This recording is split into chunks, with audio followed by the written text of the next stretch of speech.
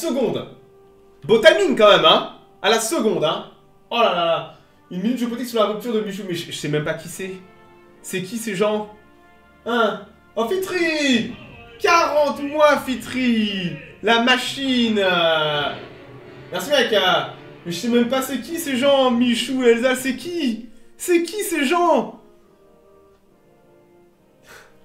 C'est terrible. C'est terrible. Bon!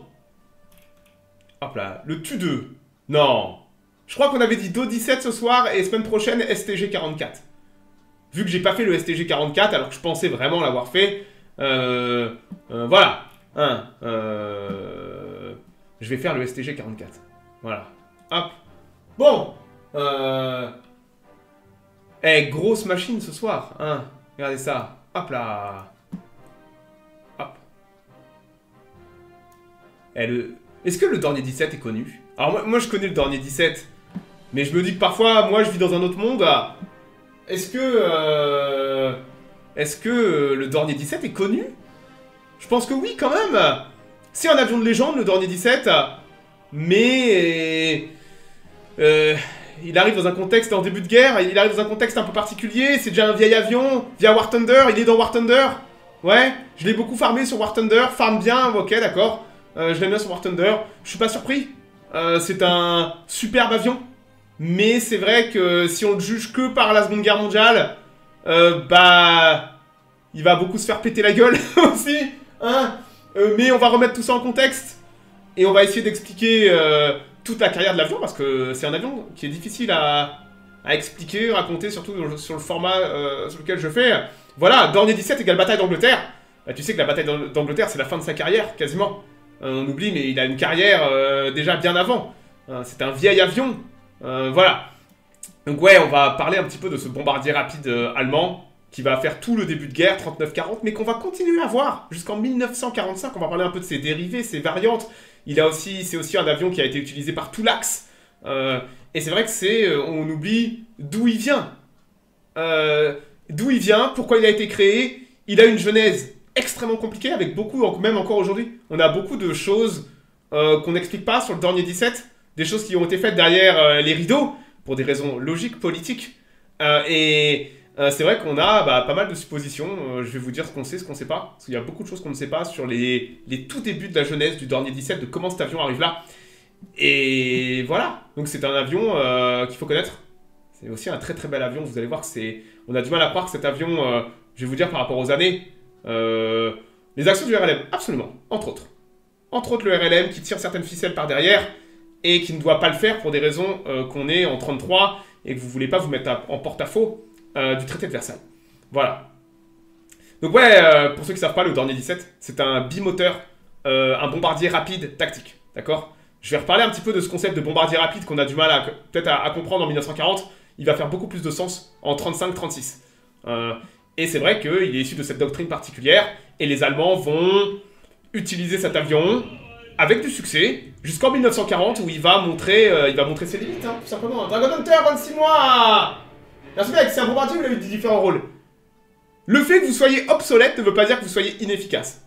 Comme pour le BF-110, les Allemands vont réinventer le Dornier 17, et entre autres certains de ses dérivés, et l'avion va, sous certaines variantes, rester en service très tardivement, voire même pour certains pays, même après la guerre. Voilà. Alors, notre histoire, elle commence en 1931. Regardez, la Lufthansa. La Lufthansa, connue la Lufthansa, hein, elle existe encore aujourd'hui. C'est des Spitfire d'ailleurs, absolument. Jubei, oh là là, Jubei, comment tu vas? Dis-moi, merci mec. Tu vas depuis longtemps aussi, hein. Faut regarder les gars. Donc ouais, la Lufthansa en 1931. Donc les nazis sont pas encore là, on est encore bien loin de 1933. Dornier d'O 17, mais non. Pas mal. Eh, hey, avoue, t'as changé ton pseudo à l'instant. Hein, c'était pas ton pseudo avant. Faut pouvoir lire le chat. En fait, je pourrais le lire sur l'écran, mais voilà. Faut lire le chat. Bah oui, mais non, mais c'est vrai que des fois je fais ça parce que quand c'est du noir sur du noir, je vois pas sur l'écran. Hein. Donc ouais, la Lufthansa. Donc on est La Lufthansa... Alors...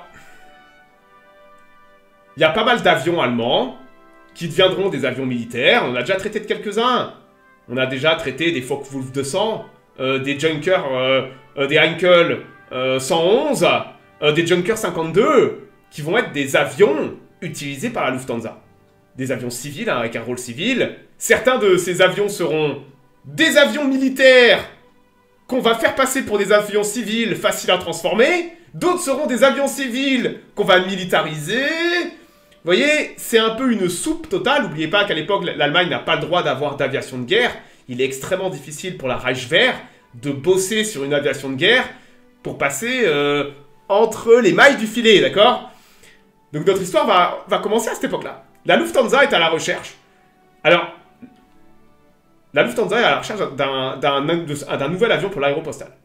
La Lufthansa voudrait bien un bimoteur rapide, et elle va aller voir Dornier, Claude Dornier, et elle va lui passer un contrat, un appel d'offres à Dornier. Donc on est en 1932. Pour un petit bombardier extrêmement rapide avec de très belles lignes, mais capable néanmoins, possiblement, de faire de l'aéropostale, donc avec une petite soute pour emporter de la poste, et voire même suffisamment d'espace dans la carlingue pour mettre des gens. Donc pour faire un espèce de petit avion VIP, de transport, de diorama. On a trop de belles choses, de belles images, d'artwork pour mettre des photos de maquettes. Même si j'adore les photos de maquettes. J'adore les maquettes. Donc voilà un espèce d'avion de liaison d'autorité, de VIP. Et voici ce que ça va donner. On est en 1934. Je vous présente le Dornier 17 V1. Regardez-le. Un avion absolument superbe. On est bien loin, regardez. Ça, c'est un artwork de 1940. Regardez, donc, bataille d'Angleterre contre des Spitfire. Là, c'est presque 6 ans avant. Voici le Dornier 17 V1. Il est vraiment taillé pour la course. C'est un avion avec des lignes absolument... On est en 1934, les mecs. Monodérive, absolument. Les Allemands vont, entre autres chez Dornier, vont énormément bosser sur les lignes de cet avion, sur la stabilité. Ils passeront avec un empannage cruciforme plus tard. Mais là, on est vraiment sur les premiers protos. C'est un avion extrêmement fin, élégant, rapide pour l'époque. Il vole déjà bien. Et il s'avère que c'est là où les sources diffèrent. Il y a une source qui dit que, déjà à l'époque, l'armée commence à s'intéresser à l'avion, mais n'a pas le droit de le faire. Donc en sous-main, va financer le programme en utilisant la Lufthansa pour financer Dornier, tandis que Dornier dit c'est parti, ça part pour la Lufthansa et tout ça. A contrario, il y a une autre source qui dit que ça va arriver plus tardivement, après que la Lufthansa, figurez-vous, la Lufthansa va rejeter le proto, d'accord? La Lufthansa va dire ok, l'avion est bien, il est rapide et tout, le problème c'est que il est trop rapide. Il est trop taillé pour la course, on n'a pas assez d'espace utilitaire pour mettre notre courrier, voire on peut même pas mettre des gens. Ils voulaient mettre des gens à l'intérieur, hein. Ils voulaient mettre des gens à l'intérieur. Et la Lufthansa va dire écoutez, votre machin là, il est bien, mais voilà. Donc là, vous avez par exemple le V2. Regardez. Vous noterez la différence d'empannage entre le V1 et le V2. On teste. Le V2 est encore plus. On a du mal à croire que c'est un Dornier 17, hein. Mais ça, c'est les tout premiers prototypes en 34. Novembre 34, début 35. Voilà. Donc ouais, notre avion là, la Lufthansa n'en veut pas. Les Allemands vont, au niveau propulsion, vont mettre tout ce qu'ils ont sous la main. Ils vont mettre des moteurs français, des Gnome Run. Ils voulaient même mettre des Hispano 12Y. Des Hispano 12Y, mais ils vont se dire, ah merde, ça, on va quand même avoir des problèmes si on fait ça. Ils vont tester des moteurs BMW et compagnie. Ils vont mettre toute leur gamme. C'est sûrement un des avions allemands qui aura le plus de moteurs différents pendant la guerre. Ils vont mettre tout dessus. Tout. Donc là, voilà les V2. Donc l'avion va voler pour la première fois fin 34. Et donc, l'avion va voler au moment où les nazis arrivent au pouvoir. À un an près, quelque chose comme ça.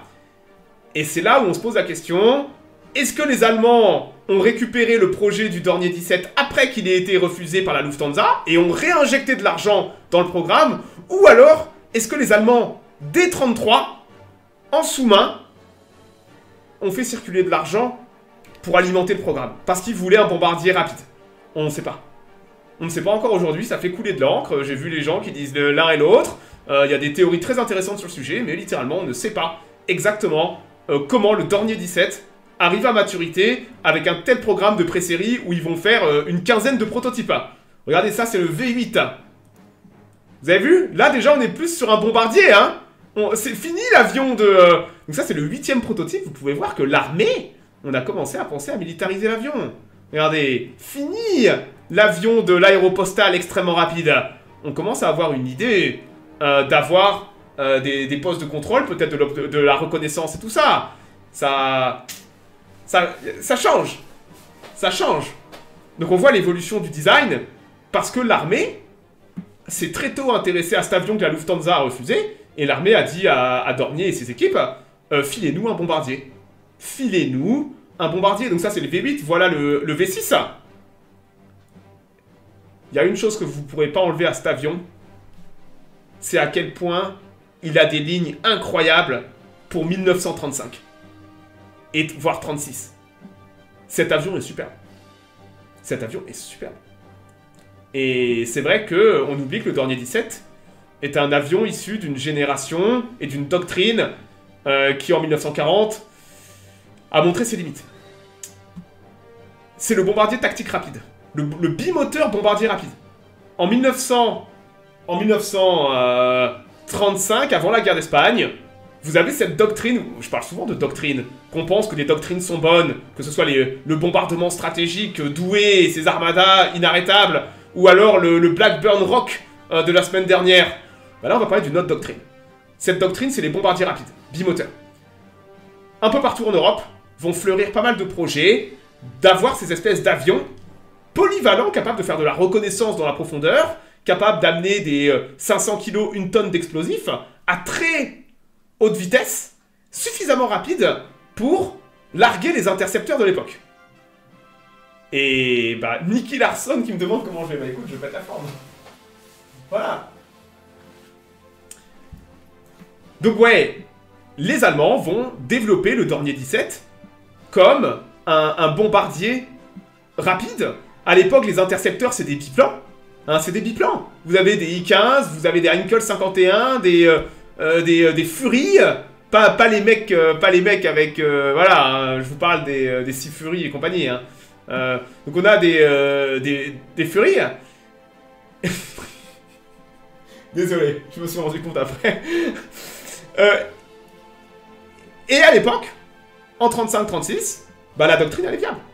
D'ailleurs, on va avoir la guerre d'Espagne un petit peu plus tard qui va prouver que, en effet, la doctrine du bombardier rapide est viable, mais pas pour longtemps.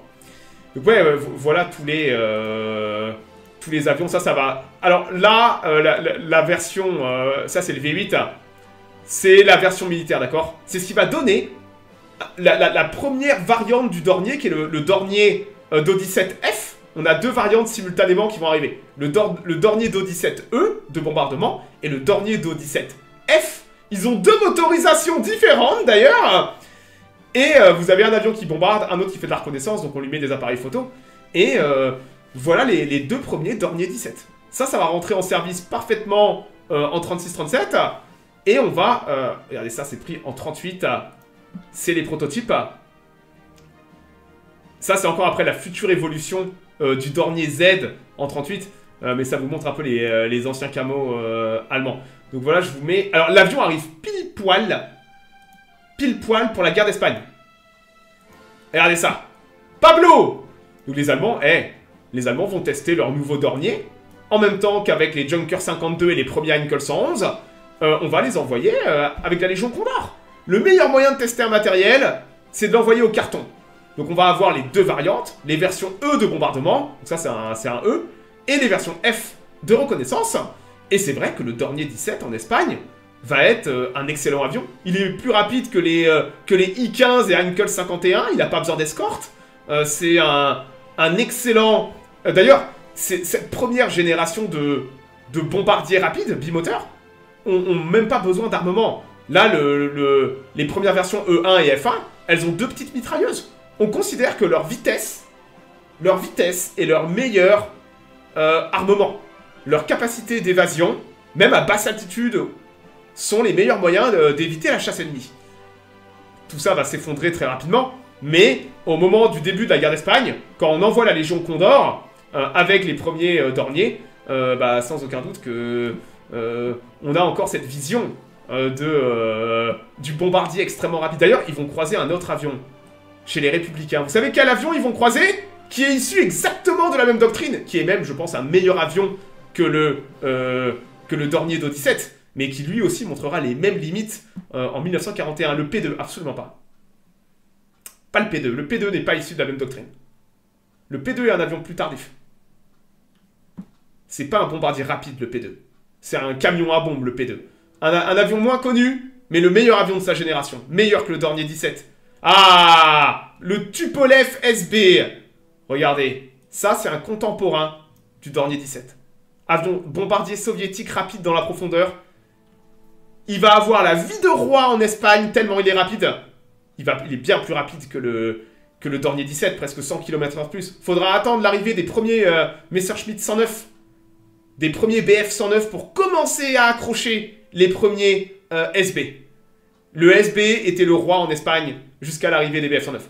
Donc ouais, là vous avez les soviétiques ont cru à la même doctrine et ont développé ce superbe engin. Ça vole encore en 41. Barbarossa va être le chant du cygne de ces... Il a des airs de SM-79. Ouais, mais c'est soviétique. Et c'est le meilleur bombardier rapide de sa génération. C'est le meilleur. Il est incroyable cet avion. On en parlera un jour plus en détail parce qu'il a eu une carrière assez incroyable. Donc ouais, les bombardiers SB vont croiser les Dornier 17. Même si on n'est pas là pour parler du SB. Hop là, mais ça vous montre que les Soviets et les Allemands vont penser aux mêmes choses, vont faire les mêmes doctrines pour les mêmes avions, et vont rencontrer les mêmes limites. Parce que là où le SB tombe sur des... regardez, il est beau le Dornier 17. Hein. Là où le SB tombe sur les BF-109, sur quel avion emmerdant va tomber le Dornier 17. Parce que le Dornier 17 a les mêmes problèmes que le SB, même s'il est un peu moins performant. Il a les mêmes faiblesses intrinsèques. Le I-16, absolument. Le I-16, il arrive avant le BF-109, et l'introduction du I-16 en Espagne va faire voler en éclats le mythe du bombardier rapide. Le Dornier 17 n'est pas de taille à affronter le I-16. Le I-16, il croque ça, et ça préfigure ce qui va arriver plus tard. Les Allemands vont immédiatement introduire des nouvelles versions et des sous-versions. Je ne vais même pas rentrer dans le détail de la quantité de versions qui vont sortir, mais on va commencer à alourdir l'avion. Dites-vous que là, on commence avec 2 mitrailleuses. En 1940, les Dornier 17Z, qui est la dernière version vraiment de combat, il y aura 7 mitrailleuses. On va presque multiplier par 3 le nombre de mitrailleuses, et on va commencer à alourdir l'avion encore et encore et encore, parce que l'avion a été construit sur une doctrine bien spécifique, et cette doctrine ne fait plus le poids face à l'évolution technologique des chasseurs monomoteurs monoplace. Et c'est... ouais, déjà, à la fin de la guerre d'Espagne, ou même très tôt dans la guerre d'Espagne, le Dornier 17 va montrer certaines limites. Voilà. Zigouigoui 28 mois. Merci mec. Donc ouais, un bel avion, mais qui va très tôt montrer certaines limites. Ça ne veut pas dire qu'il n'est pas performant. C'est un excellent avion de pénétration à basse altitude, il est très rapide, il emporte une charge de bombe près d'une tonne qui sont pas dégueulasses non plus, c'est aussi un bon avion de reconnaissance, même si on lui reproche... Vous noterez que... Alors, comme dit, ces avions, ils ont beaucoup de motorisations différentes à l'époque. Hein. Va falloir attendre le Dornier 17Z pour avoir le Bramo 323 qui soit généralisé. Et malgré ça, on aura encore des sous-variantes avec des moteurs différents dont je vais parler. Voilà. Regardez ça, c'est pris en 1938. C'est un Dornier 17E, donc deux bombardements, mais là, il est bizarrement sous camo civil à Amsterdam. Aucune idée de pourquoi il est là. Mais regardez, il est très joli. C'est un très très bel avion. Le crayon volant, absolument. C'est un très bel avion, le Dornier 17, en termes de ligne et tout ça. Très très bel avion. Guerre d'Espagne. Donc les Allemands vont beaucoup apprendre de la guerre d'Espagne.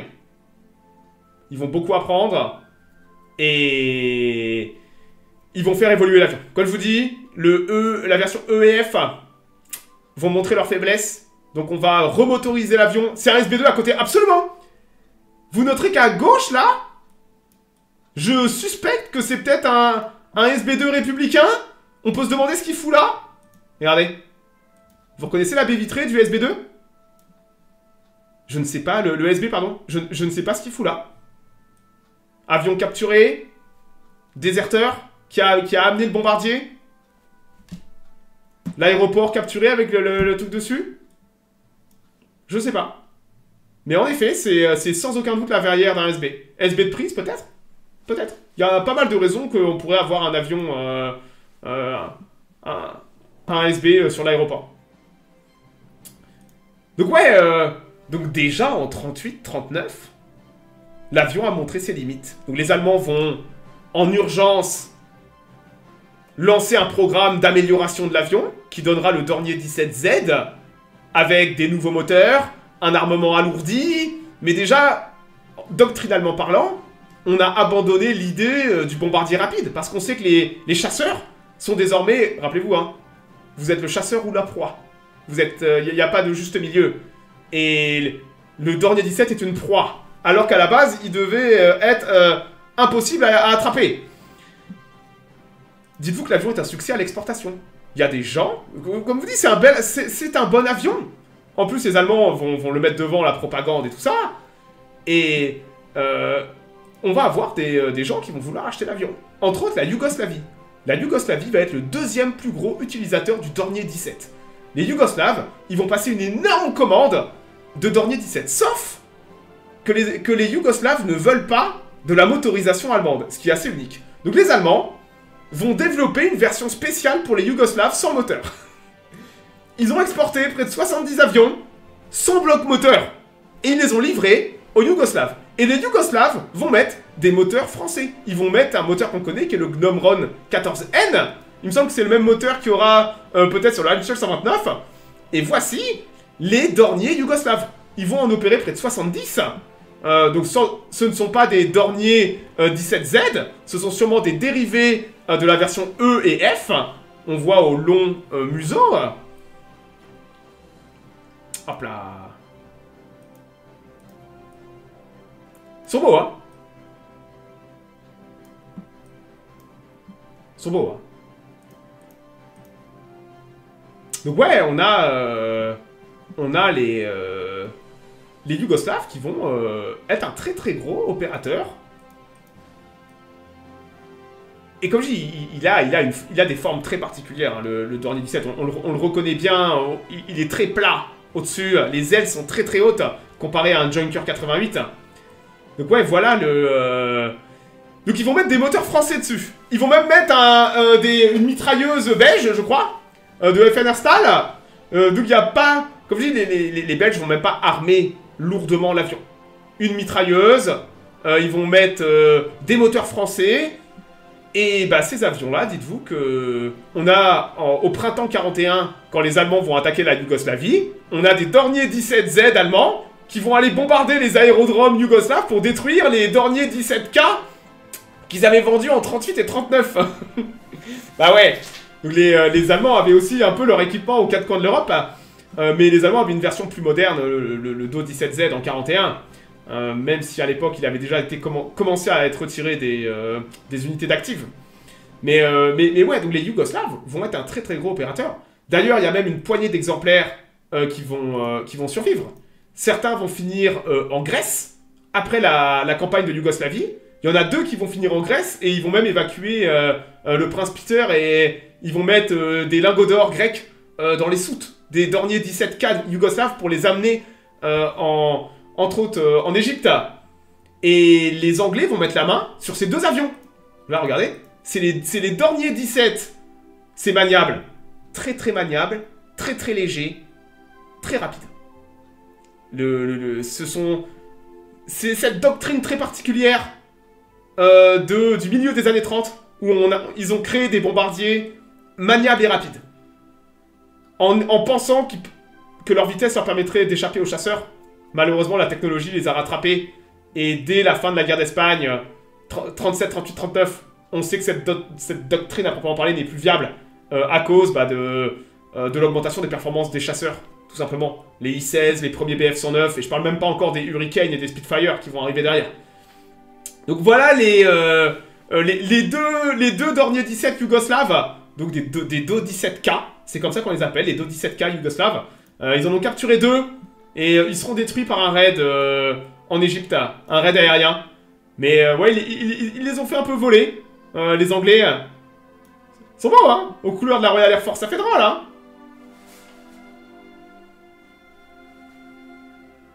Par rapport à Heinkel 111, le Heinkel 111 est un bombardier à proprement dit. Un bombardier tactique. Là où le Dornier 17 à la base, a été conçu comme un bombardier rapide d'évasion pour faire de la reconnaissance, donc censé jouer sur sa vitesse. À la fin de la journée, il arque des bombes, d'accord? Voilà, ce sont des bombardiers. Il y a du blindage ou des réservoirs auto-obstruants? Oui, les Allemands, un Schnellbomber, absolument. Ça serait le nom de la doctrine allemande. Donc voilà la dernière photo, vous noterez le gros empannage. Le Dornier 17, c'est un chasseur lourd refoulé, mais on va en reparler de ça. Mais on a des Dornier 17 qui vont finir chasseurs. De nuit. Dans quelques temps. D'accord? Donc voilà le Dornier 17K. On a un autre avion qui va émerger de l'exportation. En 1939, la Suède va vouloir acheter, va être un des candidats pour acheter aussi le Dornier 17. Sauf qu'ils ne sont pas contents des performances avec l'ancienne motorisation. Et ils vont demander une motorisation particulière que les Allemands avaient refusé de faire, qui est des Dornier 17 avec des DB601. Le DB601, les Allemands ont testé le DB601. Alors le DB601, c'est le moteur du BF109 et du BF110. Pour des raisons logiques, la priorité est au BF109 et BF110. Ce qui fait que les Allemands n'ont jamais mis vraiment le DB601 sur Dornier 17. Sauf que les Suédois, quand ils ont vu les performances, ils ont dit « Écoutez, on est prêt à payer plus cher, mais vous mettez le DB601. » Les Allemands vont mettre le DB601. Voici le Dornier, vous l'avez sûrement entendu parler de ce nom, le Do 215. Voici le Dornier Do 215. Vous noterez que là, regardez, il a le moteur du BF110 et du BF109. Voilà le Dornier Do 215. À la base, il était destiné à l'export à la Suède, sauf qu'avec la guerre, la commande a été annulée, et les Allemands se sont retrouvés avec une centaine de Do 215. Alors, quand vous mettiez le DB601 sur un Dornier 17, vous aviez une énorme augmentation des performances, d'accord? C'était un... Ça envoyait le peps. Donc ils vont utiliser les Dornier Do 215 pour la reconnaissance, longue distance. Excellent avion de reconnaissance. Et les Allemands vont utiliser les Do 215. Donc on a déjà les Dornier 17, Dornier 17Z, qui vont être la version qu'on connaît à partir de 39. On a après le Dornier Do 215, qui est une sous-variante destinée à l'export, mais avec un moteur en ligne. D'ailleurs, joli, hein. Donc c'est un Dornier 17. Donc là, c'est vraiment un espèce de... C'est un Dornier 17Z avec les moteurs en ligne. Voilà. Je vais reparler de pourquoi ils vont les retirer du service, mais ils vont les garder. Rappelez-vous, les Allemands jettent rien. C'est un bon avion quand même. Donc, on va avoir, à partir de 1941, fin 41, le Dornier Do 215 B5. Regardez.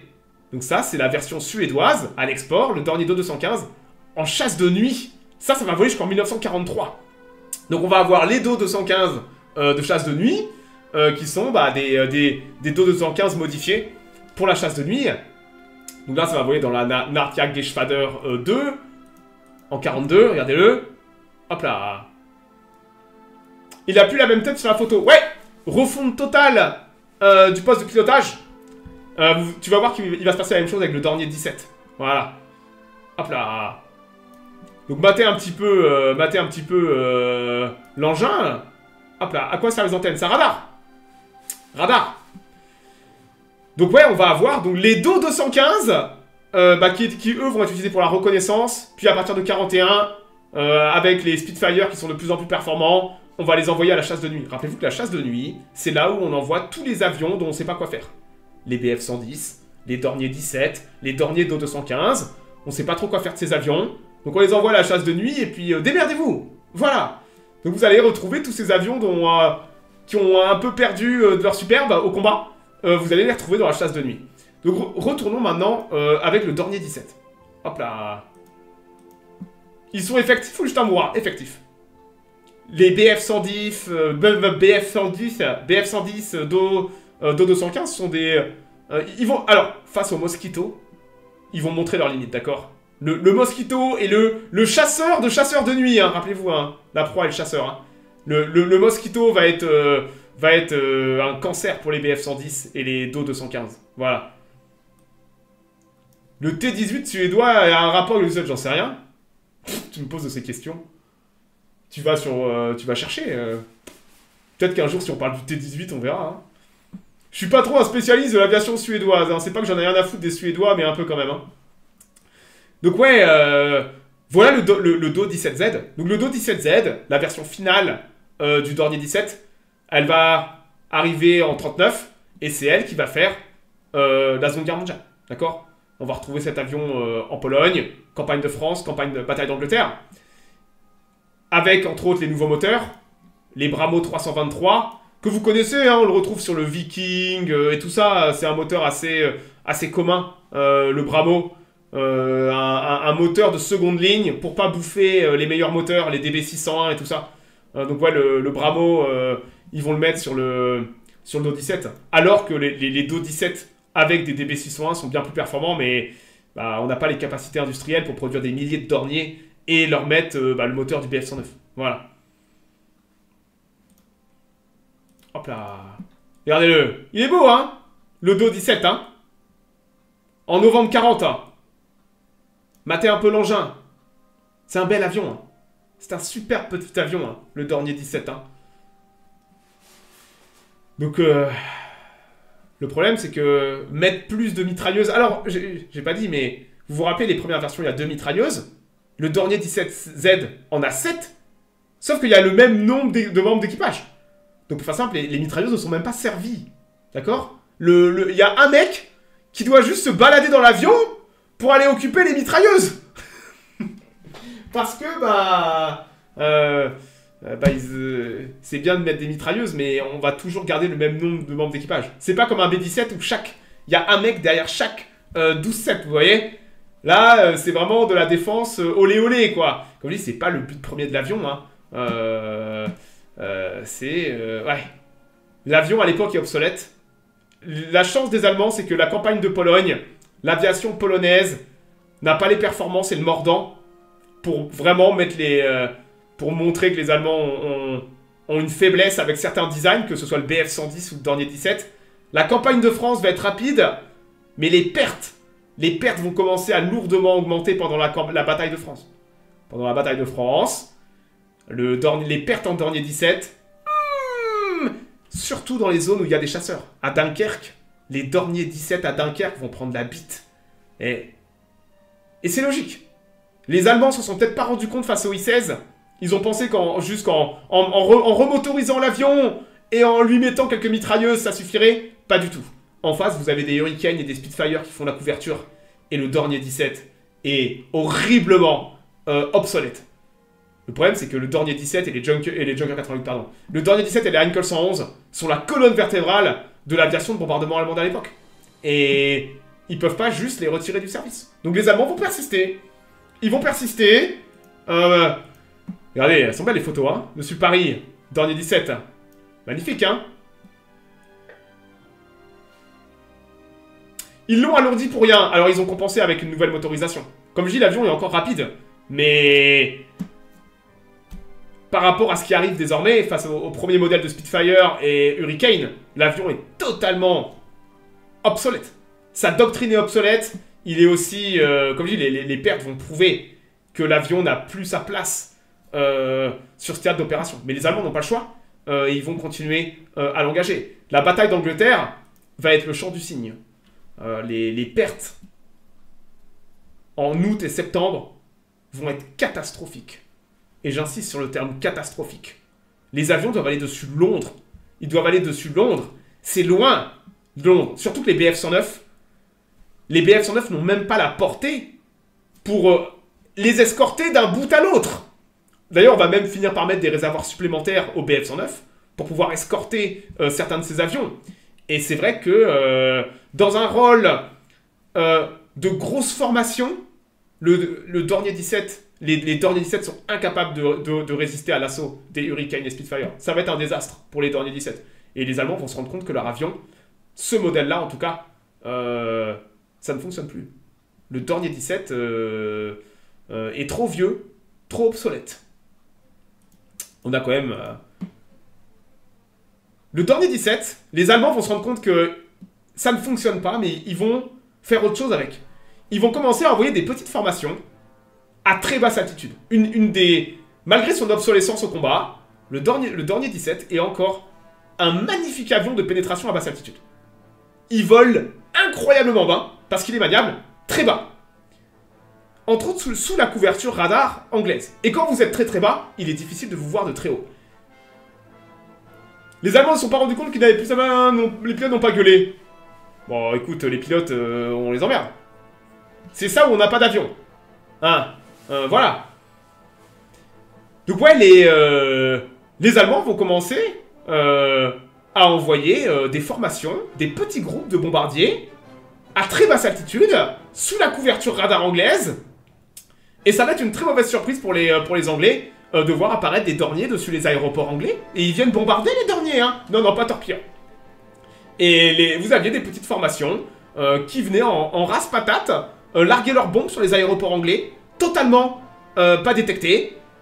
Et ça va être un problème. Néanmoins, ça change pas le problème que l'avion est obsolète. Les Allemands en ont conscience. Donc utiliser l'avion comme ça est un aveu de faiblesse. C'est que bah, on peut même plus l'engager en grosse formation parce qu'il se fait étrier en combat aérien par la chasse anglaise.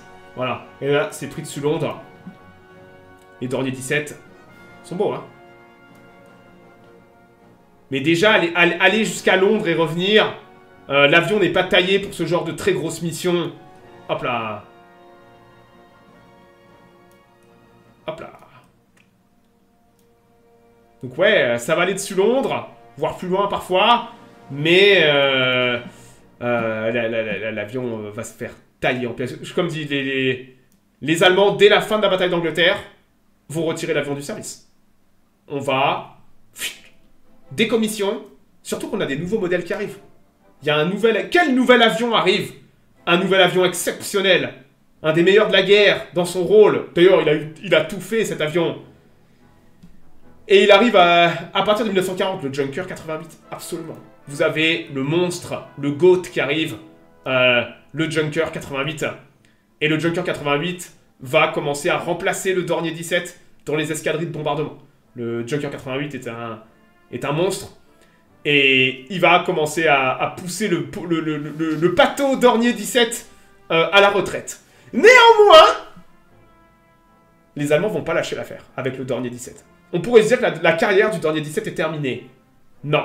Parce que les Allemands vont prendre le design. Vous comprenez que le design n'est pas mauvais, c'est un problème de performance. Ils vont dégager les blocs moteurs et ils vont mettre des DB603. Ils vont mettre un des meilleurs moteurs disponibles sur le marché pour les Allemands. Et va naître un nouvel avion. Un avion qui va être presque autant construit, voire plus, que le Dornier 17. Et cette variante, elle va arriver en service à partir de 1941. C'est quoi cet avion? On en parlera de cet avion, parce que je vais faire le Dornier Do 217, absolument. Le Dornier Do 217 n'est rien d'autre qu'un Dornier 17 plus avec des super moteurs au cul. Et quand vous mettez au Dornier 17 des DB603, vous vous retrouvez avec un avion exceptionnel qui va faire toute la Seconde Guerre mondiale. Que ce soit en chasse de nuit, pour larguer des bombes planantes sur des bateaux italiens ou américains. Le Dornier Do 217 n'est rien d'autre que l'évolution technologique logique du Dornier 17. Néanmoins, les Junker 88 et les Dornier Do 217 vont remplacer les Dornier 17 à partir de 1940. Et c'est vrai que après 40, les pauvres Dornier 17 Donc voilà le Dornier Do 217. D'ailleurs, vous allez retrouver.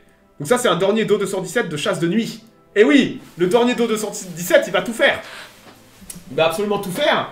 De la chasse de nuit, de la chasse au navire, encore un de ces avions multi-rôles comme le Junker 88.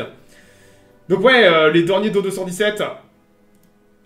Alors, ils sont pas taillés pour affronter les Hurricanes et les Spitfire, mais tout le monde n'est pas la Royal Air Force. Sur des théâtres d'opération un peu secondaires, où vous affrontez des ennemis qui n'ont pas des forces aériennes du niveau des Anglais, eh ben, le Dornier 17, les Dornier 17Z, qui étaient peut-être pas tôt dessus la Manche, ils sont encore efficaces. Et les Dornier 17Z, on va les retrouver.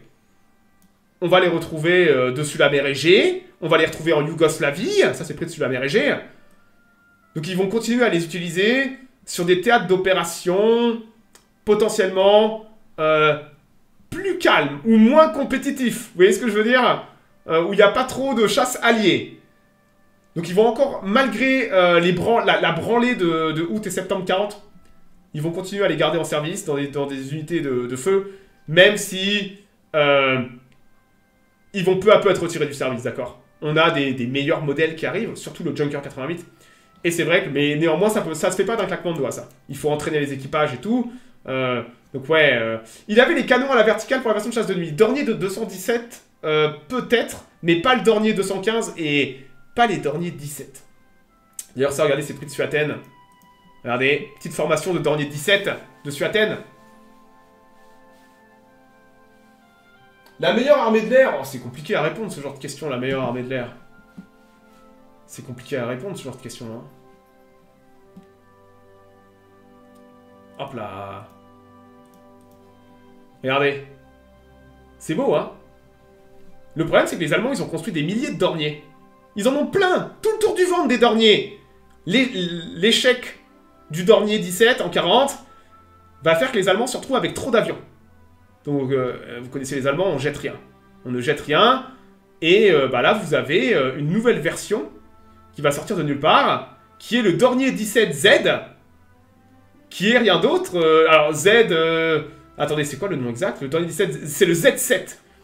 Et c'est une version de chasse de nuit. Donc vous avez le Do 215 de chasse de nuit, et vous allez avoir des Dornier 17 de bombardement, qui vont être convertis en Dornier 17 Z7 de chasse de nuit. Donc on va mettre un canon de 20 mm axial, 3 mitrailleuses, donc on va déplacer tout l'armement, on va faire un armement de nez, et on va envoyer ça... Alors il a un espèce de projecteur infrarouge et tout ça, mais on va l'envoyer au carton. En chasse de nuit, hein, regardez-le.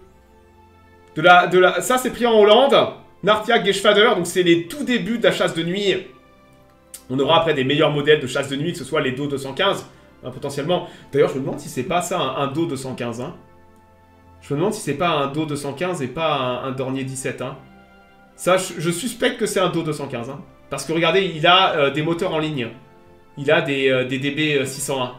Peut-être que c'est une erreur. Des fois, les sources se trompent dans la légende. Je suspecte que c'est un Do 215 à cause des moteurs en ligne. Hop là. Il est gros, bah, c'est un bombardier, hein, à la base. Hein. Mais on va se retrouver avec la chasse de nuit qui... Bah, comme je vous dis, la chasse de nuit récupère tous les rebuts. BF-110, échec en Angleterre. Dornier 17, échec en Angleterre. Do 215, échec en Angleterre. On ne veut pas jeter ces avions. Donc on les met dans la chasse de nuit et puis eh ben, démerdez-vous avec. Et allez faire de la chasse aux bombardiers. Il n'y a pas de Hurricane et de Spitfire dessus l'Allemagne. C'est parfait. Voilà. Et ces avions, donc les Dornier 17, même en chasseur de nuit, il y a des meilleurs modèles qui arrivent. Donc on va commencer à les... Bah, on ne sait plus trop quoi en faire.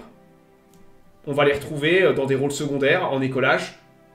Bah, pour apprendre. Comme dit, c'est un bon avion. N'oubliez pas que c'est un très très bon avion. Hein. Donc en termes de performance. Donc c'est parfait pour former de la recrue. On va aussi les utiliser pour tirer des planeurs. Regardez, du Dornier 17 en Sicile, sûrement en préparation de l'opération Hercule pour sauter sur Malte. Vous avez des planeurs allemands DFS 230 derrière avec d'autres Dornier. Donc il fallait bien traîner les planeurs. Bah, le Dornier 17 était parfait pour tirer des planeurs. Vous aviez de la performance. L'avion... voilà, ils l'ont utilisé en Afrique. J'ai pas trouvé de photo en Afrique du Dornier 17.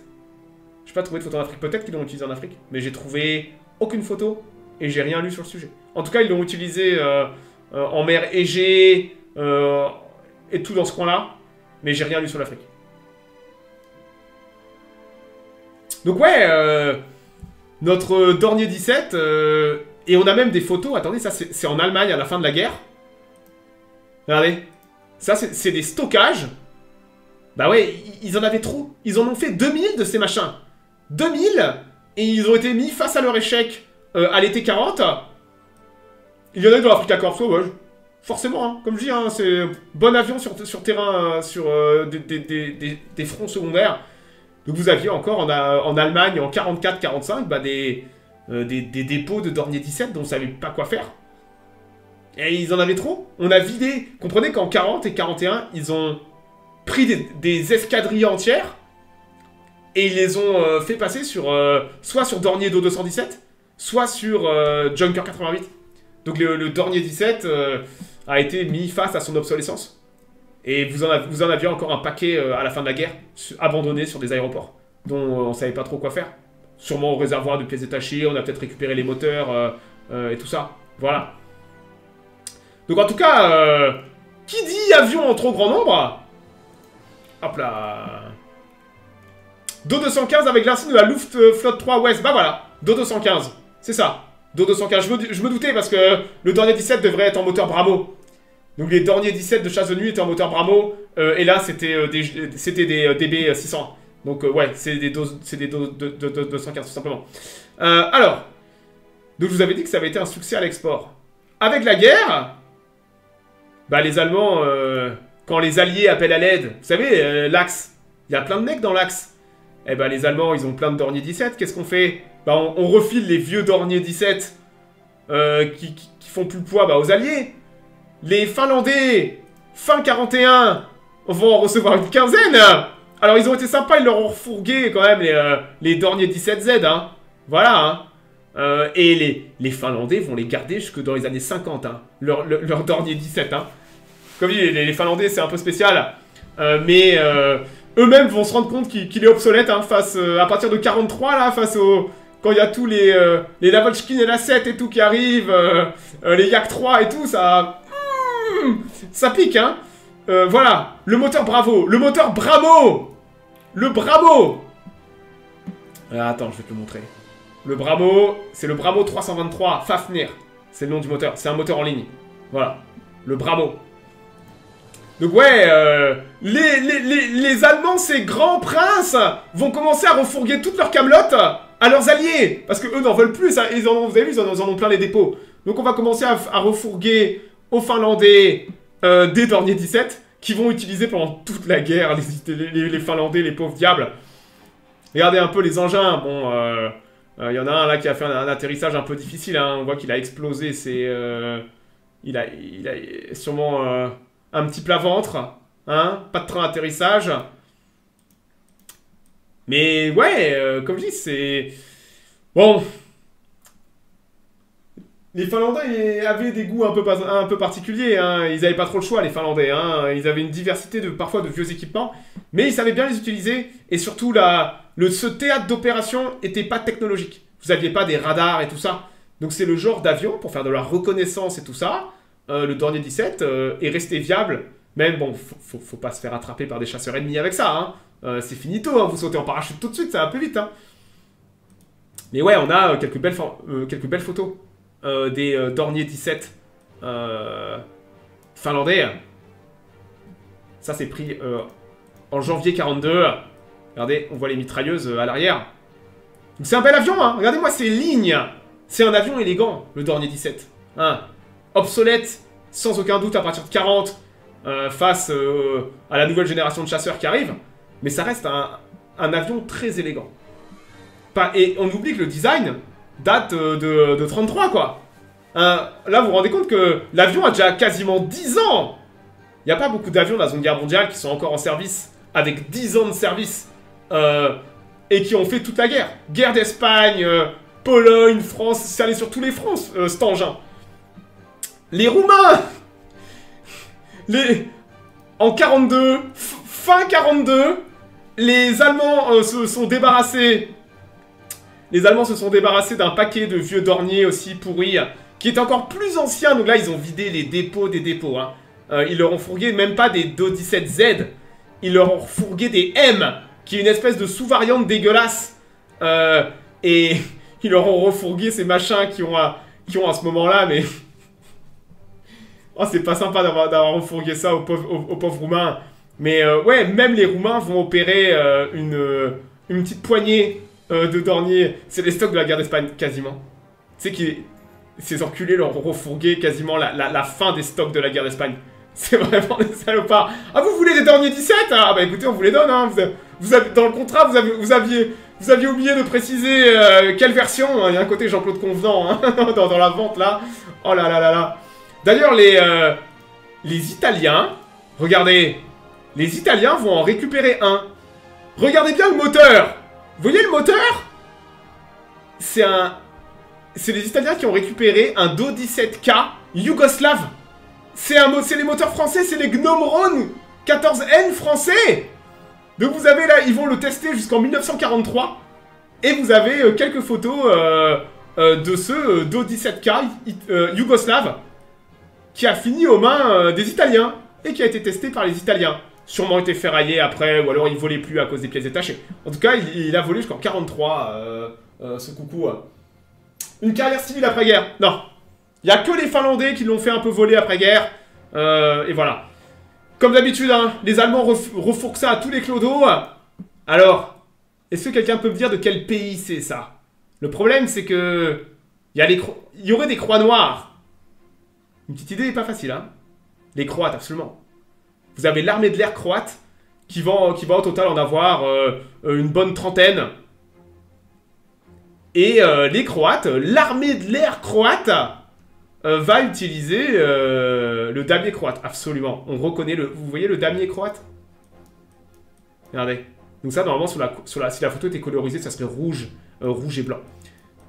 Donc ils vont récupérer, les Allemands en grands seigneurs qu'ils sont, vont leur filer aussi tout un stock de Dornier 17Z. Et ils vont les faire voler jusqu'en 1945. Les Croates vont faire voler leurs machines épuisées jusqu'en 1945. Eh, il y a des P51 Mustang dessus l'Adriatique en 45. Hein. Faut être courageux. Hein. Hop là. Regardez ça. C'est un Dornier 17 Z croate. Belle machine. Hein. Hop là.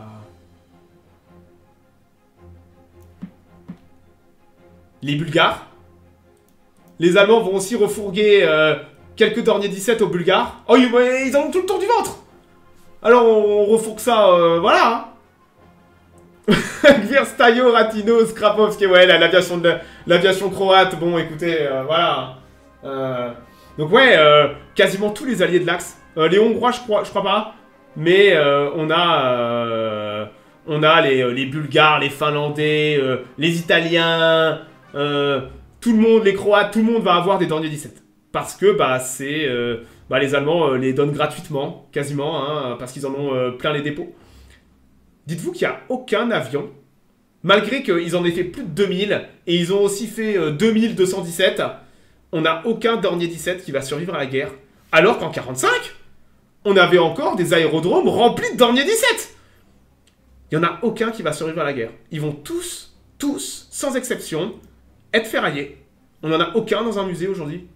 Alors que vous avez vu que c'est un avion incroyable quand même, en termes d'où il vient, qu'il soit encore à peu près compétitif en 1940, et que dans des rôles secondaires, on le retrouve encore en 45, que sa variante, le Do-217, est fini à la Seconde Guerre mondiale en opération.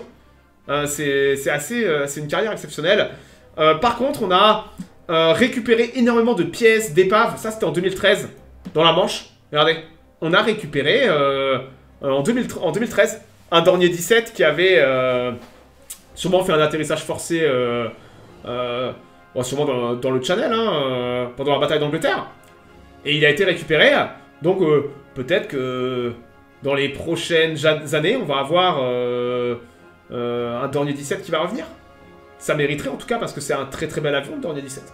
En termes de ligne, d'esthétique, d'histoire. C'est vrai qu'on... Souvent, si on le juge que par rapport à 1940, bah, il s'est fait fesser. Hein. Il s'est fait fesser, mais le Stuka aussi s'est fait fesser dessus l'Angleterre. Le Dornier 17, le BF 110, le Stuka ont pris cher parce que cette zone de combat était devenue extrêmement exigeante et les Allemands ont été mis face à la faiblesse de leur doctrine en tout cas sur certains aspects. Le Dornier 17 en fait partie. Et ça ne veut pas dire que l'avion n'a pas après rendu des services pendant toute la guerre dans d'autres rôles et sur d'autres théâtres d'opération moins exigeants. Voilà. Donc ouais, un bel avion, hein. Bel avion, le... Hop là. On voit les falaises de Douvres. Ah ouais? T'es sûr? Attends, c'était les falaises de Douvres qu'on voyait au fond? C'est Douvres qu'on verra au fond, peut-être, hein. Regardez. Ah ouais. Ça serait pas impossible, hein. Ça serait pas impossible. Comme je dis, hein, il a sûrement coulé au niveau des côtes et tout ça. Oh là, Barbato! Petit ange parti trop tôt. C'est terrible que des si beaux avions n'aient pas survécu. Merci mec, tu régales. Oh, 32 offerts sur ma chaîne. J'espère que tu peux te permettre hein, d'être un mécène comme ça. Hein. Merci beaucoup. B24 Liberator. Ah ouais, on va le faire aussi le Liberator. On va le faire aussi. Hein. Je pensais que j'avais fait, mais j'ai fait le B17, mais j'ai pas fait le B24. Pourtant, le B24, ça va être un gros morceau aussi, le B24. Hein. Voilà. Donc ouais, le Lilitar, t'inquiète. Hein. Hop. Hop, il me plaît bien ton petit véhicule, là. Non, je suis pas sur le bon truc. Voilà. Hop, plus. Tac. Ça, je peux le virer. Je l'ai fait. Hop. Ça, je l'ai fait. Hop. J'essaie de garder de l'ordre dans ces écuries d'Ogia que sont mes listes. Yatsekon, merci mec. Le SPAD 13. Attends, les avions de la Première Guerre mondiale, doucement. Bon, on va quand même l'écrire. Mais il me semble que quelqu'un l'avait déjà demandé, hein, le SPAD. Hein. Hop, hop. Voilà. Donc ouais, bel avion. Il est à connaître. Mais on oublie que... Bah, il est un peu en fin de vie en 1940. Il est obsolète. Il est obsolète. Et je pense qu'il est obsolète... il est obsolète dès la guerre d'Espagne. Dès qu'il rencontre le I-16... Dès qu'il rencontre le I-16 et que sa doctrine vole en éclats... les Allemands ont peut-être fait l'erreur de trop persévérer dans ce rôle et sur ce modèle, trop miser sur ce modèle. A contrario, on voit que le Dornier Do-217, son successeur, va être une bonne machine, mais que lui non plus n'était pas capable d'affronter des Spitfire et compagnie, quoi. Donc ouais, c'est un peu la fin des bombardiers bimoteurs. S'ils sont pas escortés, c'est compliqué, hein. Et c'est la même chose pour des B-26 Marauder et compagnie. Les avions de bombardement sont des proies faciles s'ils sont pas escortés. Qu'importe les performances, que ce soit des B-17, des B-24, les B-29 sont encore une exception, mais ouais, si vous n'êtes pas escorté, vous allez au carton. Voilà. Et c'est vrai que les Allemands ont fait l'erreur en 40 de penser qu'ils pourraient forcer l'Angleterre, parfois sans escorter les avions. Terrible erreur. Même des MS-406, bien sûr. Ah oui, non, mais je l'ai pas dit, mais les pertes vont commencer dès la campagne de France, et après vont aller en s'accélérant.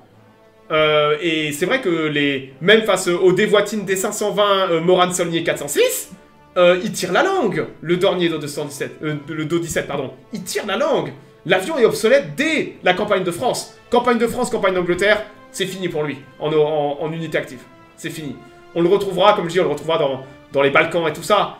Mais ouais, ça va être catastrophique la bataille d'Angleterre et la campagne de France. Voilà. Bon. J'ai fini? Alors, si j'ai oublié des choses ou si vous voulez rajouter des choses, il y a les commentaires de la vidéo YouTube dessous. Bon, quelle heure il est? Superbe. Dans une demi-heure, je relance le stream et on va aller jouer à Ultimate General Civil War. Il est temps de faire la revanche avec le Confédéré. J'avais perdu il y a longtemps. On va y retourner. J'ai hâte de jouer. J'ai hâte de jouer. Demain. Demain. Panzer Corps et en soirée Anno. Il y a eu des Do-17 enregistrés par les avions russes, peut-être. Peut-être. Il y a eu des Dornier 17 sur le front russe. Et sans aucun doute que certains se sont fait abattre. Sans aucun doute. Donc ouais, Ultimate General Civil War dans une demi-heure. Demain, Panzer Corps, Anno avec la team. Jeudi, je suis sur la route avec des clients, mais normalement, je rentrerai pas trop tard, donc on pourra faire du Age of Empires 2 en soirée. Voilà. Il y a le planning dessous qui est à jour. Et sinon, on va passer une bonne soirée. Bon courage pour ceux qui taffent. Et je vous dis